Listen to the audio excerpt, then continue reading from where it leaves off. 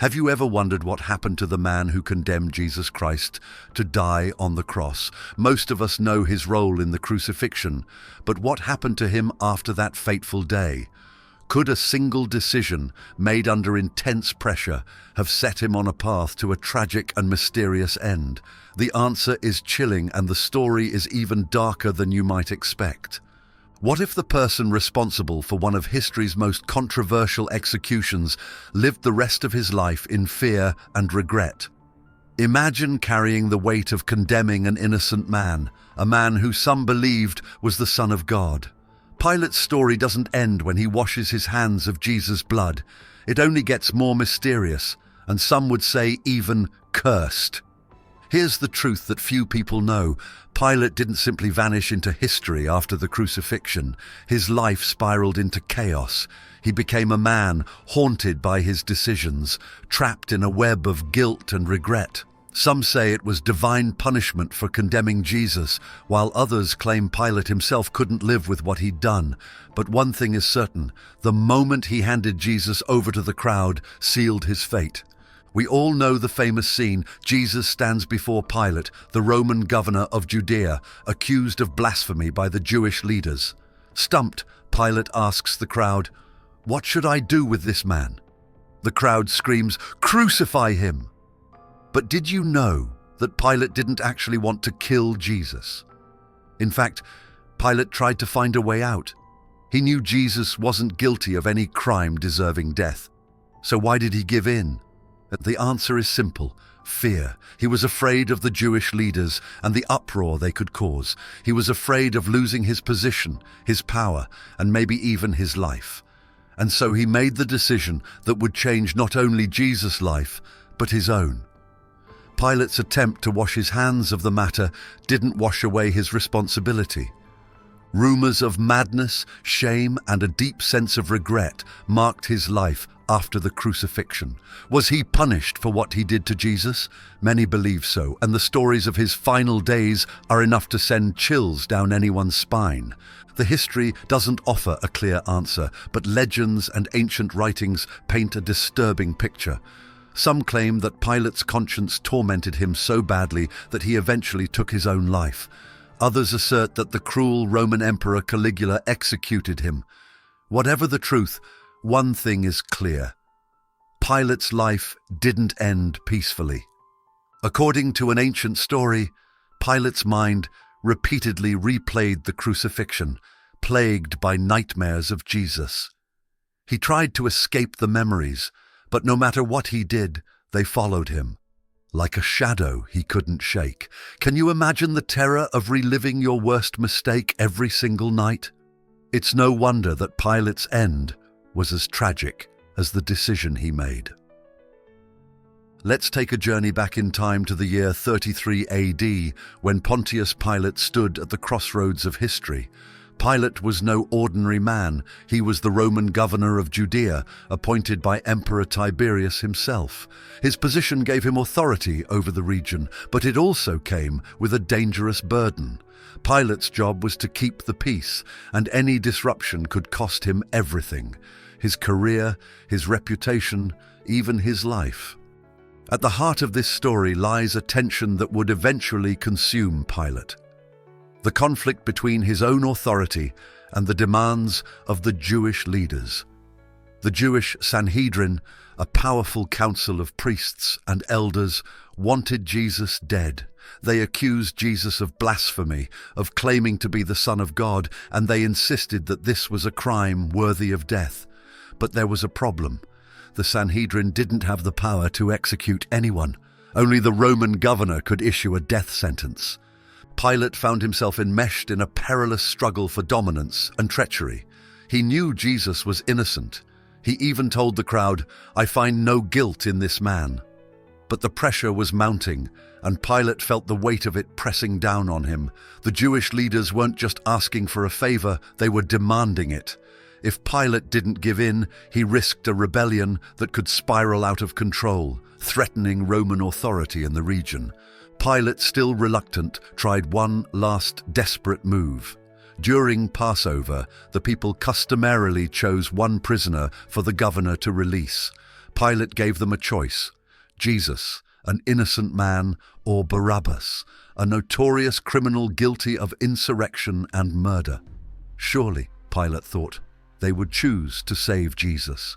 But to his shock and horror, the crowd shouted for Barabbas.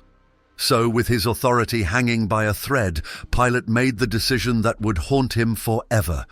Before he handed Jesus over for crucifixion, he made a desperate attempt to absolve himself of guilt. He called for water, washed his hands in front of the crowd, and declared, "I am innocent of this man's blood."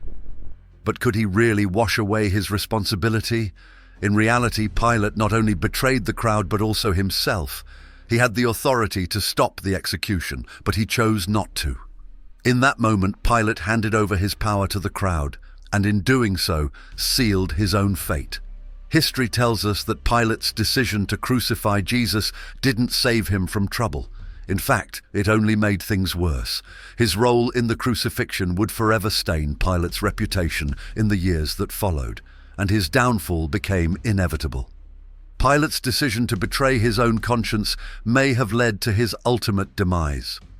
Some accounts suggest that his life ended tragically, either forcing Pilate to take his own life or leading him to execution by the very system he once served. The same fear that drove him to betray Jesus may have driven him to his own end. Imagine standing in Pilate's shoes, knowing full well that the man before you has committed no crime. Pilate questioned Jesus, and nothing in his responses made him appear guilty. In fact, Jesus' silence, calmness, and refusal to defend himself likely unsettled Pilate. This wasn't the behavior of a guilty man. Pilate even told the Jewish leaders and the crowd, "I find no fault in him." He knew the truth. But the truth alone wasn't enough to save Jesus. The problem was, Pilate wasn't acting in a vacuum. His decision wasn't just about one man's innocence or guilt. It was about maintaining his position, preserving the fragile peace between Rome and the Jewish population, and avoiding a possible riot. He was dealing with a crowd whipped into a frenzy by the religious leaders, demanding blood. Truth was simple, but justice, it seemed, was too complex, too dangerous. In our world, we often think of justice as the final balancing force that corrects wrongs and upholds truth. But justice requires courage. It demands that those in power stand up, even when it's hard, even when it might cost them everything. Pilate, tragically, couldn't muster that courage. He even tried to dodge responsibility. He famously washed his hands in front of the crowd, symbolizing that the decision wasn't truly his. He was trying to distance himself from the injustice about to unfold, but deep down, Pilate knew the truth. You can't just wash your hands of a decision like this. By not delivering justice, Pilate was complicit, and the terrifying reality is that his failure to act in the name of truth may have been the beginning of his own downfall. Denying justice not only leaves a scar on the victim, Jesus in this case, but also on the one who denied it. The Jewish leaders had one powerful weapon they used against Pilate. They said, "If you let this man go, you are no friend of Caesar. Anyone who claims to be a king opposes Caesar." This was their trump card. By framing Jesus as a political threat to the Roman Empire, they forced Pilate's hand. He could no longer treat this as a simple religious dispute. Now it was a question of loyalty to Rome. Pilate had already tried sending Jesus to Herod Antipas, hoping to pass the responsibility onto him. But when Herod sent Jesus back, Pilate knew he was out of options. His final attempt to save Jesus, offering the crowd a choice between Jesus and Barabbas, failed. The crowd chose Barabbas, a known murderer and rebel, over an innocent man. And so, reluctantly, Pilate gave the order. Jesus was to be crucified, the ultimate miscarriage of justice. What's so chilling about this story is how easily truth and justice can be swept aside when the stakes get too high. Pilate, who had the power to save Jesus, chose instead to save himself. And while we might like to think that such decisions are rare, history shows us otherwise. Time and time again, Leaders have chosen to ignore what's right in favor of protecting their own interests. But what about the consequences? Pilate thought he was solving a problem by condemning Jesus. He thought he was keeping the peace, avoiding chaos. In reality, he was creating a bigger disaster, one that would follow him for the rest of his life. Increased unrest and dissatisfaction marked Pilate's rule in the years following the crucifixion.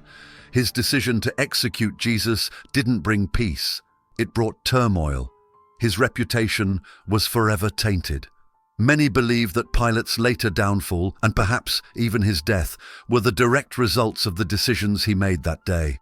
Some accounts even suggest he died by suicide, consumed by guilt and the collapse of his career. His story is a stark reminder that knowing the truth isn't enough. Acting on it is what matters. Truth without justice is hollow, and justice without courage is impossible. Pilate had the truth in his hands, but he lacked the bravery to act on it. In the end, his failure to deliver justice not only cost Jesus his life, it also destroyed Pilate's own. The religious leaders weren't really concerned with following God's laws. Instead, they were obsessed with maintaining their own power and influence. Jesus challenged that power by calling them out for their corruption. He accused them of being more focused on their own status than on truly serving God, and that's what truly enraged them. Jesus represented everything they feared, a man who spoke truth to power and threatened to expose their hypocrisy. Think about it. Jesus healed the sick, raised the dead, and preached love and forgiveness. Yet instead of celebrating these miracles, the religious leaders felt threatened. Why?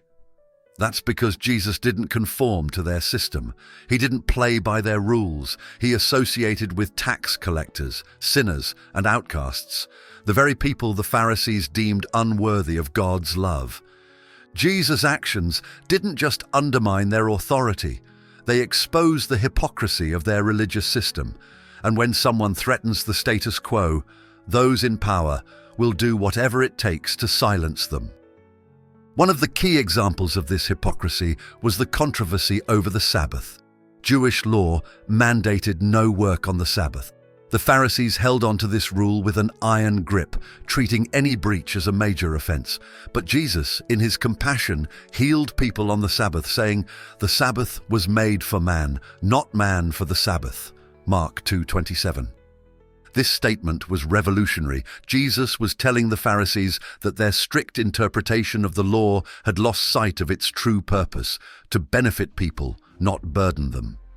Yet, instead of recognizing the spirit of the law, the Pharisees used it as a weapon against Jesus. When Jesus healed a man's withered hand on the Sabbath, they didn't rejoice in the miracle. Instead, they plotted against him, seeing it as proof that he was a lawbreaker. The charge that sealed Jesus' fate was blasphemy, the claim that he was the Son of God. For the religious leaders, this was the ultimate offense.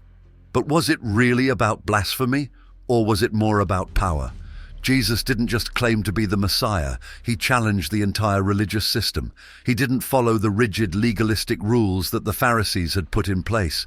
He offered something different, something that drew the crowds to him and away from the temple authorities. This terrified the Pharisees and the Sanhedrin. If the people followed Jesus, their own influence would crumble. They couldn't allow that to happen, so they twisted the law to justify their actions. They accused Jesus of threatening the temple and disrespecting their traditions, but these were just excuses. What they really feared was losing their grip on the people. The Pharisees and the religious leaders weren't motivated by a love for God or a desire to protect the faith. They were motivated by self-preservation. They cloaked their fear and jealousy in religious righteousness, but underneath it was all about power.